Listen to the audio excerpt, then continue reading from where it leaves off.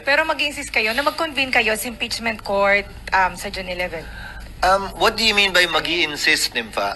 Again, we will decide all of these things in accordance with what the plenary wants and in accordance with our rules. Yung rules namin, plenary din ang nag-decide nun eh.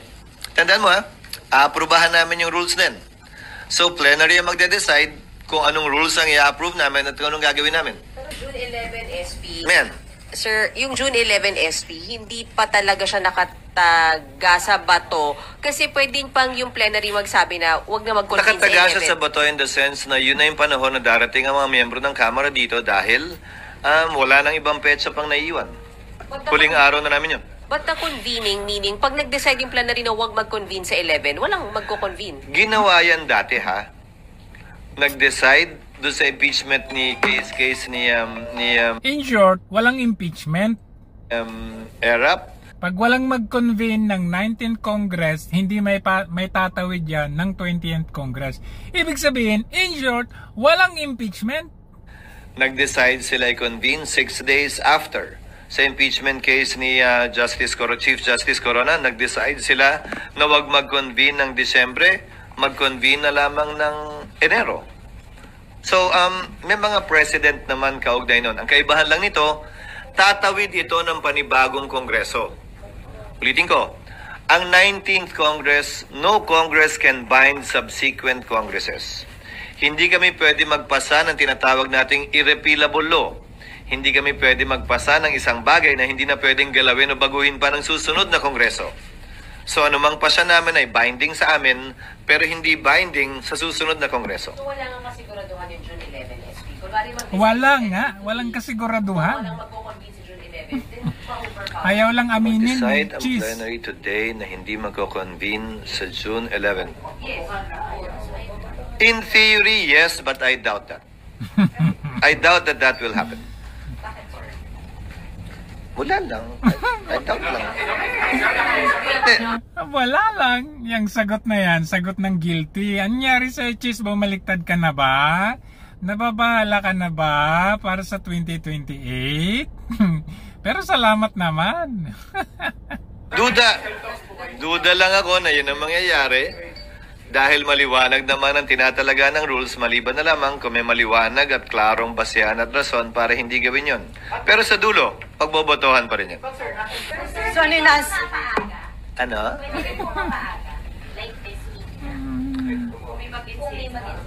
Pwede naman, pero anong point ng hindi ko pwedeng pigilan? Ulitin ko ha.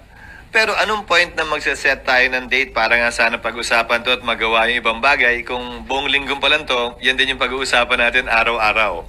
So papakiusapan ko sana na hanggat maaari, tapusin namin yung kinakailangan trabaho ngayon. Maliban kasi dun sa mga panukalang batas, nasa dyaryo na rin naman ngayon, mahigit 300 ang kailangan namin i-confirm ng mga opisyal. Hindi lamang mga kalihim, mga opisyal ng Constitutional Commission, pati na rin mga miyembro ng Armed Forces, mga opisyal ng Armed Forces of the Philippines at saka Department of Foreign Affairs na mahigit 1.5 buwan hindi makakapagtrabaho ng buong buo kung hindi sila mako-confirm. SP, kailangan nyo talagang Di ba? Kung ano nang inirarason ni Cheese Escudero, Kesyo, dahil kailangan nating tapusin itong naipasang batas, dahil kailangan natin ayusin itong appointments, pero ang totoo niyan, wala talagang impeachment. Yung nga nagbabanggit po na yung mga delays and postponement, eventually, kababag sa kanya, hindi na talaga matutuloy. Hindi ko alam kung anong hugot nila, pero gaya ng sinabi ko, sa dulo, plenaryo magdedesisyon sa lahat ng bagay na ito, di ba? Oh God. Yes, SP. Kung hindi kayo mag-convene as impeachment court bago kayo mag-adjourn, magsisis, walang impeachment court. So, walang tatawid sa next Congress. Tama po ba? These are all hypothetical. These are all hypothetical questions. Again, kayo naman nagtanong kayo, may posibilidad ba na hindi? Sabi ko, may posibilidad. Ngayon, lahat na nagtanong, di na matutuloy. Hindi naman ganun yun. Di ba? Hindi naman ganun yun.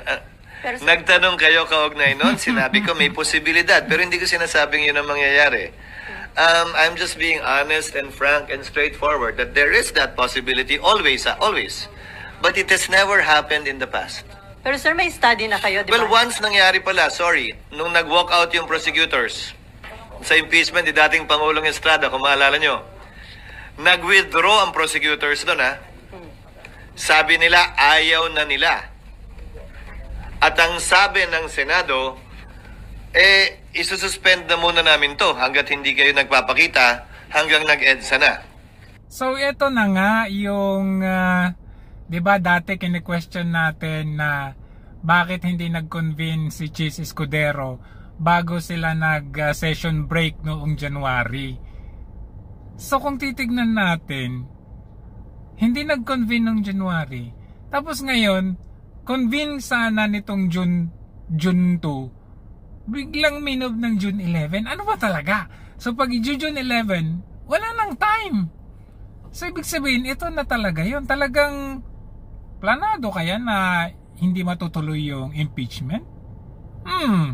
Nagingit-ngit na sa galit si Risa Ontiveros at itong si Laila de Lima.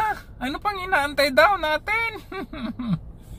Tapos in-archive na lamang yung impeachment. Ganun na nangyari doon, ha? But again, wala namang nagplano, wala namang nagsabi. Pero kung tatanungin niyo, posible ba yun ng mga panahong yun? May sumagot naman din siguro, oo.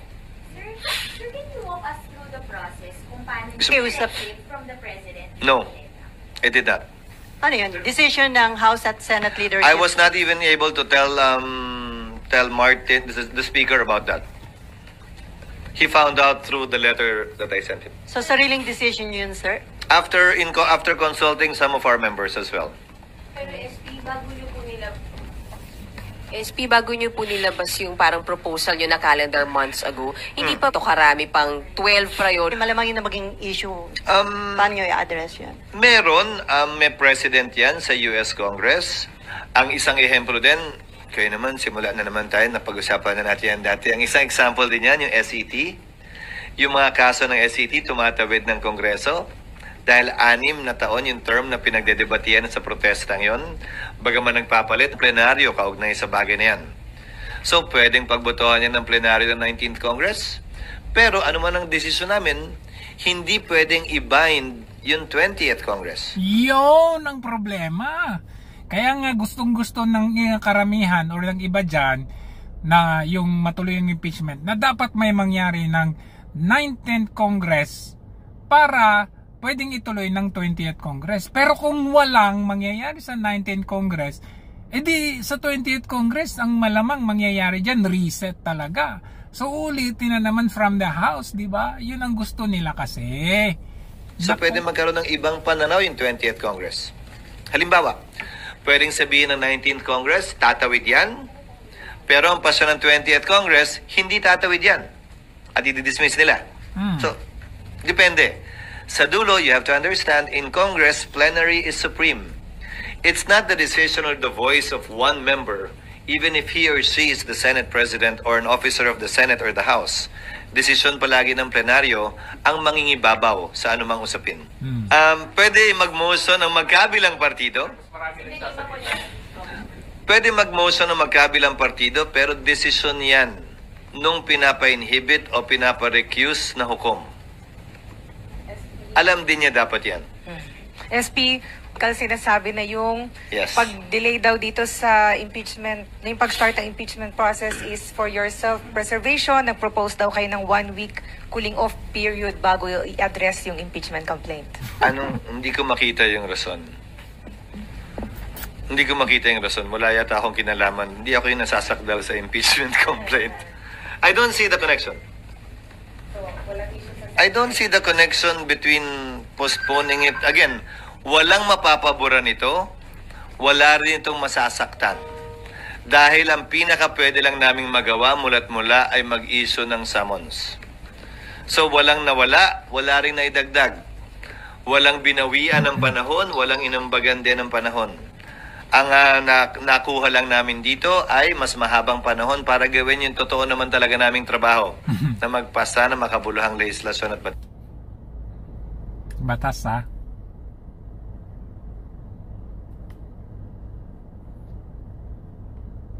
Dala ko ng sulat ng Webes, bugso yun ng LEDAC, yung kailangan namin tapusin.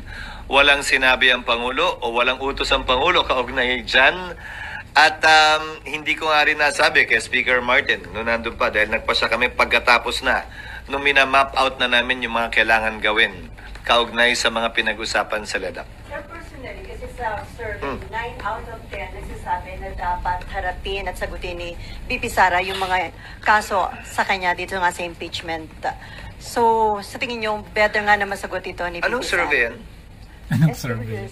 9 out of 10 survey. Parang dami kong survey na nakikita na iba't iba ang sinasabi. Bali-baligtad ang sinasabi. Duda na rin siya sa survey, ha? So, Ito yung depende na lang. latest survey.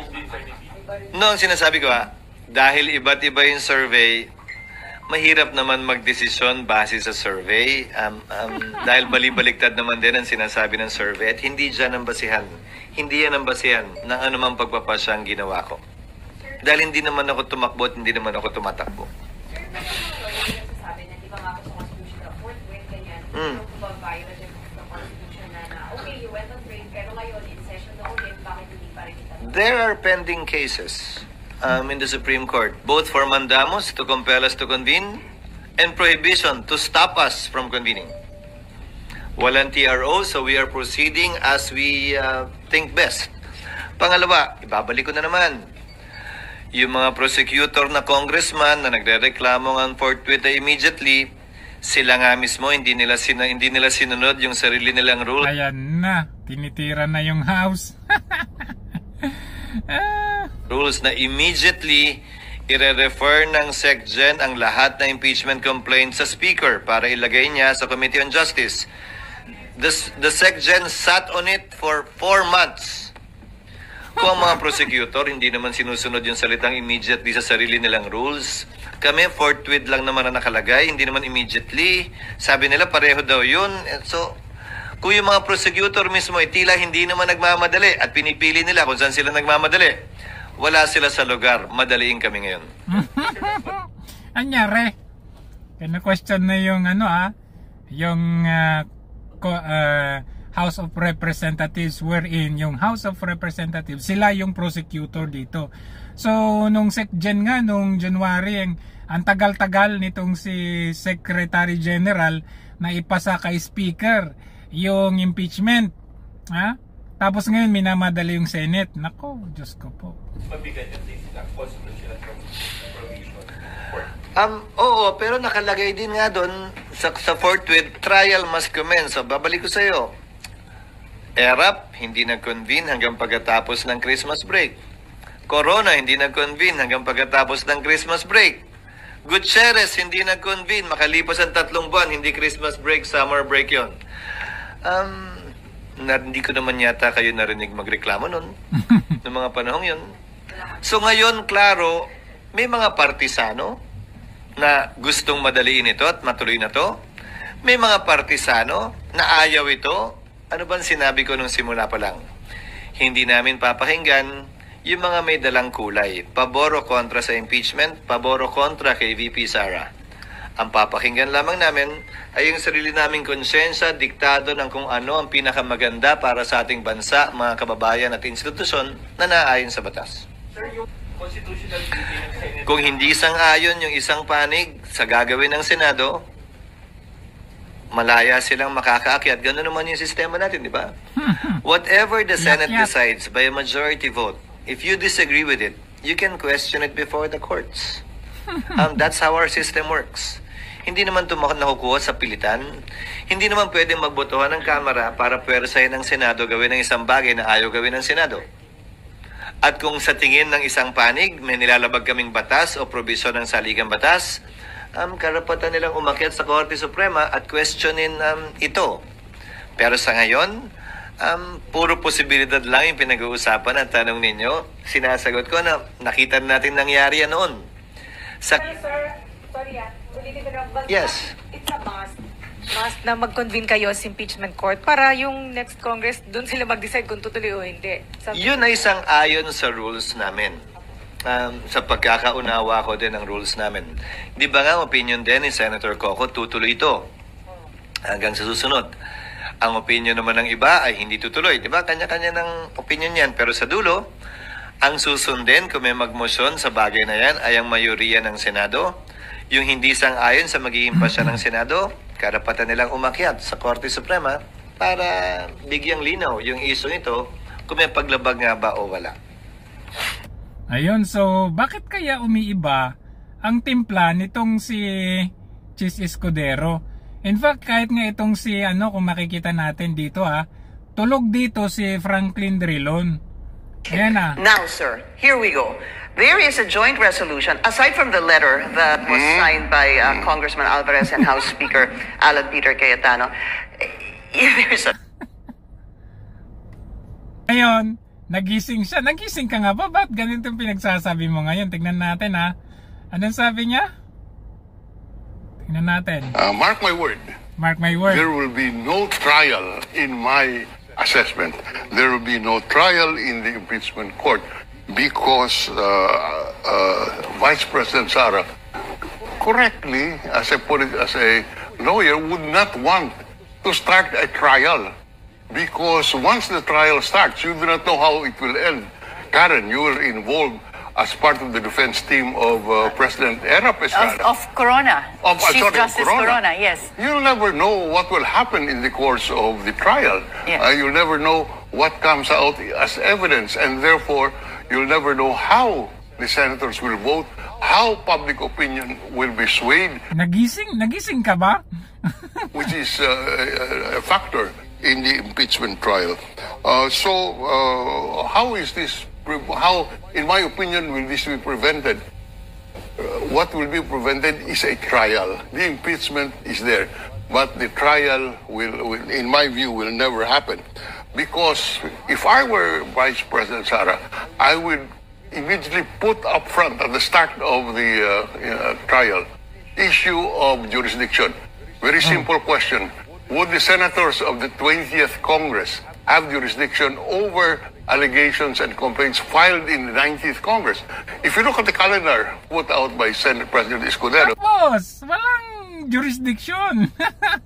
Kasi 19th Congress yung isa, 20th Congress yung isa. Doon pa lang, sa question at usaping jurisdiction, tapos na ang laban. you will notice that yes, the impeachment process will start, I think, in June 2. In June, yes, June 2. yes. But if you look at it, what will happen on June 2? Sir, many preliminaries, answers, etc. The actual trial, I think will start in July. July. Yes. No longer this, the present Congress. So, if I were Vice President Sara, I will immediately question the jurisdiction of the 20th Congress. Bakit mo pinapayuhan si VP Sara ngayon? No, the first body that will decide that is the impeachment court itself. Now, in the impeachment court, will decide one way or the other, it will end up in the Supreme Court. So the issue of jurisdiction will have to be tackled in the Supreme Court, and I am not aware of any precedent which we can rely upon. Yes. So, But that's really interesting because there's also an pending case in the Supreme Court right now questioning whether this impeachment can prevail because of the fourth impeachment being the one endorsed by Congress. So there are a lot of legal issues. And the issue that will confront them is whether the 20th Congress can try a case where it was started and filed by the previous Congress. Now, maybe you want to ask the question: how will fit the agenda of the president? You know, the headlines today said, "BBM insists I don't want VP impeached." So this came out just today that the president said ayaw niya ng impeachment. So yung sinabi ni Marcos Jr. na ayaw niya ng impeachment, pag ito dumaan sa Supreme Court, yun yung magiging basehan ng Supreme Court o ng any court na mag-decide na ibasura yung impeachment kasi mismong presidente ayaw, or base doon sa ibabase ng mga senador ang decision nila or ang boto nila doon sa sinabi ng presidente. So, if I were a senator, I am looking at the president as my political leader, he says, I don't want impeachment. How do you think my decision will be? So are you saying that the senators will listen to the signals of the president? Because it seems like Congress did not listen to that. If he were consistent, diba? From the start, he was saying, Yes. I don't want an Believe you impeachment. me, Karen, I have been there. I've been there, I've done that. Yes, I know you were actively also in the impeachment. We were on opposite sides. You were the prosecution. Right, but I'm talking you here were in the theoretical side, yeah. and what I have experienced. The president, in being the political leader, would have much of an influence on the impeachment proceedings. Whether or not he will succeed is another matter. But he will take a look at it, etc. But And, you know, Senator Frank, let me yes. finish. The way I read it today, Karen, regardless of the merits of the impeachment complaint, the president supports what is popular. Regardless of the merits of the impeachment complaint, Ano the yung president, to popular? me, To conclude that, napaka-imposible na yung impeachment with the dates. June 2, June 11, tapos July na yung impeachment. According to Chis, according to Franklin Drilon na nagising, patay. It's over!